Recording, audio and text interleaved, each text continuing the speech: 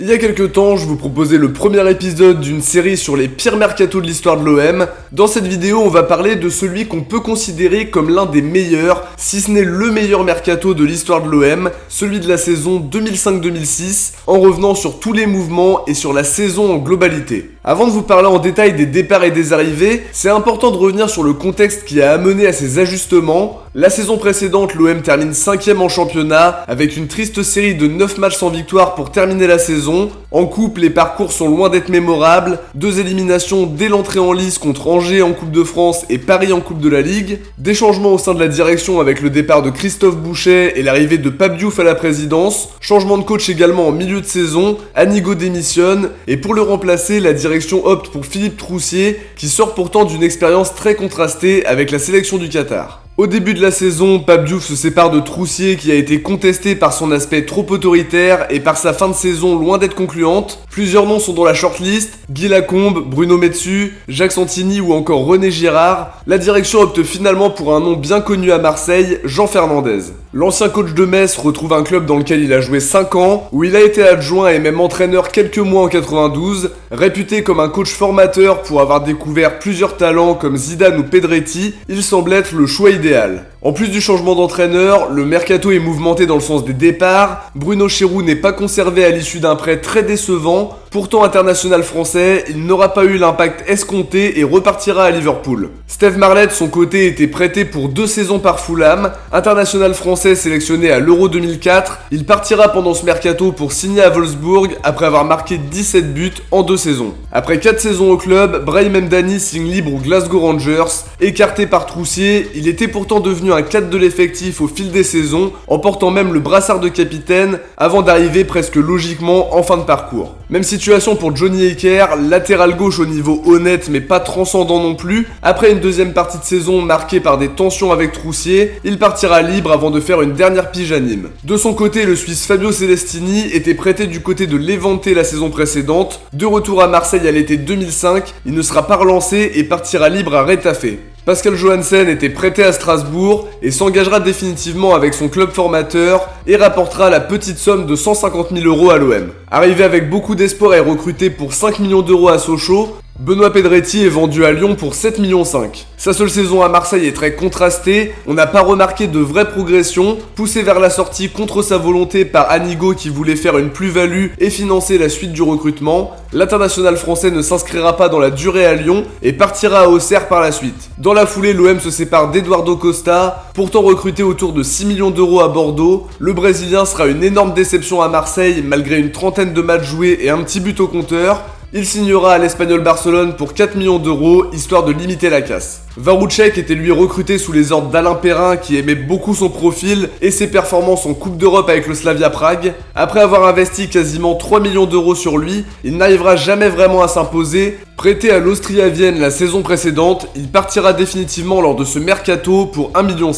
Rudolf Skassel, son ancien coéquipier au Slavia, ne sera pas conservé non plus. Parti en prêt au Panathinaikos puis au Hertz, il rejoindra Southampton en rapportant un peu plus de 2 millions d'euros. Un mercato qui permet à l'OM de se séparer d'indésirables. Cyril Chapuis négocie une résiliation de contrat. Considéré comme un vrai flop alors qu'il avait coûté un peu plus de 5 millions d'euros, il quitte définitivement le club après 3 prêts à Leeds, Strasbourg et Ajaccio. La direction opte pour la même solution avec Philippe Christenval. Énorme déception au salaire imposant. Il n'aura pas confirmé ses débuts prometteurs à Monaco et ne se sera jamais vraiment relevé de l'échec de sa deuxième saison à Barcelone. Recruté à Paris pour 3 millions d'euros, Fabrice Fiorez est lui considéré comme l'un des pires flops de l'histoire du club, un salaire en décalage avec son apport, il sera prêté à Al Rayyan puis à Lorient avant de partir définitivement à Amiens. Un autre flop iconique quitte le club juste après le mercato d'hiver. Souvent moqué, Koji Nakata est libéré de son contrat pour rejoindre le FC Bâle dans l'anonymat le plus total. Habib Bamogo, lui, part sous forme de prêt en rejoignant Nantes. Il enchaînera les prêts au Celta Vigo puis à Nice qu'il achètera définitivement pour un peu plus d'1 million d'euros. Une énorme déception pour un attaquant qui sortait d'une très bonne saison à Montpellier, des statistiques en chute libre et un investissement de 3 millions d'euros qui ne s'est jamais avéré payant. Le club se sépare aussi de Sylvain Ndiaye qui n'aura pas laissé un mauvais souvenir à Marseille loin de là. Arrivé en fin de parcours à l'OM, il partira libre pour tenter l'aventure espagnole à Levante.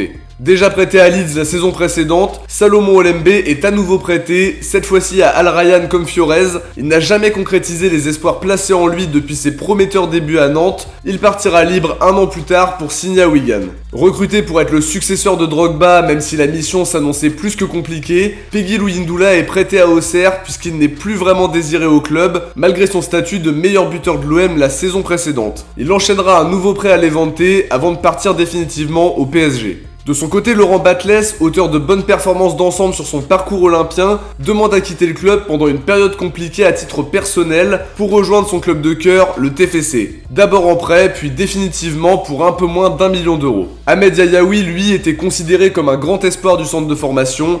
Il partira libre après des retards répétés à l'entraînement, le club ne voulait pas le conserver, il rejoindra Istres en fin de mercato et ne lancera jamais véritablement sa carrière. Espoir lui aussi, Sergio Coquet n'a pas vraiment réussi à s'imposer à l'OM avec des performances qui étaient vraiment en dessous des attentes. Il sera prêté au Sporting pendant le mercato d'hiver 2006 et partira à l'Aris Salonique en fin de saison pour 1 million d'euros. Du mouvement aussi du côté des gardiens, jamais utilisé chez les pros, Peggy Arfexad quitte le club dans l'anonymat le plus total. Formé au club, Jérémy Gavanon est jugé trop tendre par sa direction qui décide de le prêter à Clermont pour qu'il aille s'aguerrir. Il partira finalement la saison suivante du côté de Sochaux. Sur des transferts plus mineurs, Terry Racon, milieu de terrain formé au club, est libéré après un seul match joué en pro pour signer à Guingamp. Même situation pour Fabien Camus qui part à Charleroi en début de mercato d'été. Raman Barry est lui prêté à Lorient pour avoir du temps de jeu. Même chose pour Rémi Ribot qui enchaînera 2 prêts la même saison, d'abord à Charleroi, puis à Créteil. Leïti Ndiaye partira lui aussi s'aguerrir à Créteil lors de ce fameux mercato d'hiver. En ce qui concerne les arrivées, le club enregistre plusieurs retours de prêt. Alain Cantarey revient de Nîmes après une saison pleine en national. Même situation pour Cédric Carasso qui a convaincu sa direction après un prêt concluant à Guingamp. José Delphine, lui, a réussi à se relancer un petit peu à Moreirense et restera à Marseille en proposant des performances de bien meilleure facture que ce qu'il avait fait depuis son arrivée. On passe maintenant aux arrivées. Lors de ce mercato d'été, Mamadou Niang est recruté à Metz pour 7 millions d'euros. Le joueur est la priorité de Jean Fernandez qui le connaît bien pour l'avoir entraîné en Lorraine. Arrivé à l'origine pour jouer aux côtés de Luyindula, il va finalement précipiter le départ de l'ancien lyonnais par rapport à la concurrence. La suite vous la connaissez, il deviendra plus qu'important, sans but et des prestations mémorables jusqu'à son départ en 2010. Pape Diouf décide aussi de saisir l'opportunité Franck Ribéry dans une situation trouble en Turquie puisque Galatasaray ne lui verse plus son salaire. Il est recruté en tant que joueur libre avant de devenir évidemment le joueur qu'on connaît, international français avec une très bonne Coupe du Monde dans la foulée et véritable légende du Bayern Munich. Wilson Oruma arrive lui aussi libre après son départ de Sochaux. Jean Fernandez le connaît très bien et lui fait confiance pour renforcer l'entrejeu. Un recrutement intéressant pour un bon joueur qui fera 3 saisons au club. L'OM profite aussi de la situation contractuelle de Sabri Lamouchi pour le faire signer en début de mercato. Parti du Genoa et libre de tout contrat, l'international français réalise une bonne saison avant de partir l'été suivant pour finir sa carrière au Qatar. L'été 2005 voit aussi arriver un joueur qui deviendra très important, Lorik Sana. L'Albanais sortait de 2 bonnes saisons avec le PSG et a demandé à partir à l'OM en se proposant même directement à la direction marseillaise. Il sera recruté pour 4 millions d'euros et passera 4 saisons au club avant de partir pour Sunderland pour quasiment 6 millions d'euros, une plus-value pour un joueur qui aura marqué les esprits à Marseille. Pour renforcer la défense, Diouf, Fernandez et Anigo se mettent d'accord pour faire signer Bostian Cesar, défenseur slovène du Dinamo Zagreb qui arrive à l'OM en échange d'un peu plus de 2 millions d'euros. Un transfert d'ailleurs facilité par Josip Skoblar qui a joué les intermédiaires entre les deux directions. Un bon joueur qui aura vu son aventure marseillaise mise à mal par une blessure. Après une saison en prêt à West Bromwich et un passage par la case réserve pour se retaper, il part définitivement à Grenoble pour environ 400 000 euros. Après les départs d'Arfexad et de Gavanon, l'OM décide de recruter Yannick Kennel à Benfica, un prêt d'une saison pour le 3e gardien qui ne jouera pas avec les pros du tout. Dans le même temps, l'OM se rapproche de Benfica encore une fois pour se faire prêter André Luis Garcia, une saison pas convaincante pour le défenseur brésilien qui retournera au Portugal avant de partir définitivement à Cruzeiro. C'est pas la seule recrue décevante de cette fenêtre de transfert. Andrés Mendoza débarque sous forme de prêt en provenance du Metalurg Donetsk. Un seul but pour le Condor qui est retourné en Ukraine avec l'étiquette d'énorme flop. Dans la même veine, l'OM se laisse tenter par Christian Jiménez, vrai goléador en Suisse avec le FC Bâle. On s'attend à voir arriver un attaquant redoutable, lui aussi est considéré comme l'un des plus gros flops qu'on ait connu, 2 buts seulement pendant son passage et un départ au Hertha Berlin l'été suivant qui se passera bien mieux. Le mercato d'hiver, par contre, c'était l'occasion de faire quelques ajustements. Jean Fernandez arrive à convaincre Michael Pagis de le rejoindre à l'OM. Grand fan du club phocéen, il accepte directement et passera 1 an et demi au club en laissant un bon souvenir grâce à sa créativité et sa faculté à faire jouer les autres avant de partir pour Rennes. Dans le même temps, Touafilou Maoulida sort d'une première partie de saison compliquée avec Monaco. Il est prêté avec option d'achat en janvier. Une deuxième partie de saison de grande qualité en étant décisif à 24 reprises, buts et passes déconfondus, avant de signer définitivement à Marseille pour 1 million d'euros. Lui aussi aura laissé un bon souvenir grâce à ses qualités, mais aussi par les fameuses bandelettes qu'il sortait après avoir marqué. Il y a aussi l'arrivée de Jérôme Bonicel, latéral gauche expérimenté qui arrive libre de tout contrat pour remplacer Taiwo parti à la CAN. 6 matchs au total avant de prendre sa retraite en fin de saison à 33 ans. Dernier mouvement de ce mercato hivernal dans le Money Time, Renato Sivelli est prêté par Banfield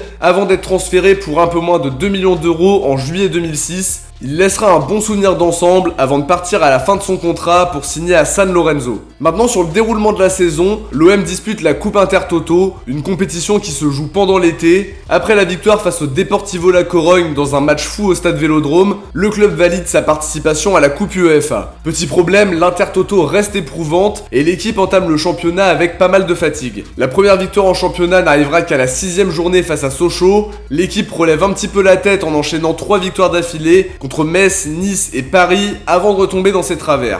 Une lourde défaite 3-0 au Mans va sonner comme un électrochoc et la victoire face à Heerenveen en Coupe de l'UEFA dans les derniers instants du match va redonner aux joueurs la confiance qu'ils avaient perdue. Les hommes de Fernandez terminent finalement la première partie de saison sur une bonne note en enchaînant 5 matchs sans défaite. À la reprise, l'OM alterne entre le bon et le moins bon en championnat. Les absences liées à la CAN coûtent cher à l'effectif. En Europe, ils se défont de Bolton d'un petit but d'écart avant d'aller se frotter au Zénith début mars. Après une défaite 1-0 à domicile qui les a mis en difficulté, les joueurs s'inclinent un partout en Russie, le but de DU n'y fera rien, l'OM sort en 8ème de finale alors qu'il y avait certainement mieux à faire. La Coupe de France a en tout cas été l'une des satisfactions de la saison, un seul but encaissé jusqu'à la finale, c'était en quart contre Lyon pour une victoire 2-1, une très belle performance contre la meilleure équipe du championnat à l'époque. En demi, l'OM se défait très facilement de Rennes 3-0 avant de malheureusement s'incliner 2-1 contre Paris en finale. En championnat, à partir du fameux match des Minots au Parc et ce 0-0 héroïque, l'OM ne perdra plus qu'une fois, c'était à la 34e journée face à Monaco. Ça suffira pas pour se qualifier pour la prochaine Ligue des Champions.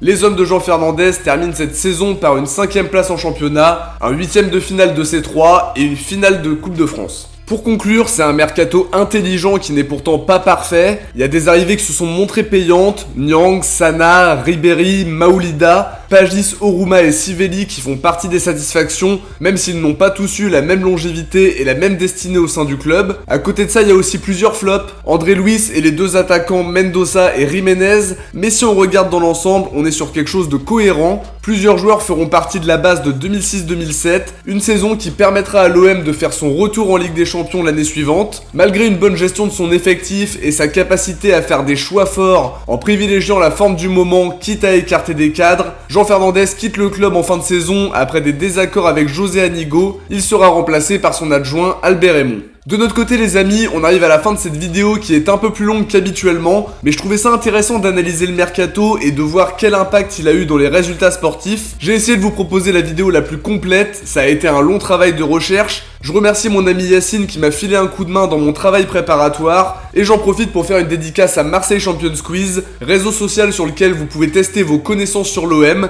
Je vous mettrai le lien en description, je suis sûr que vous allez aimer. J'espère en tout cas que cette vidéo vous a plu. Si c'est le cas, n'hésitez pas à liker et à vous abonner. Si vous êtes resté jusqu'à la fin, écrivez Mercato dans les commentaires. Si vous aimez ce concept, donnez-moi une saison dont vous voudriez que je vous parle. Et je vous invite à noter ce Mercato sur 10 dans les commentaires. De notre côté, on se retrouve très vite pour une prochaine vidéo. Ciao, portez-vous bien et surtout allez l'OM.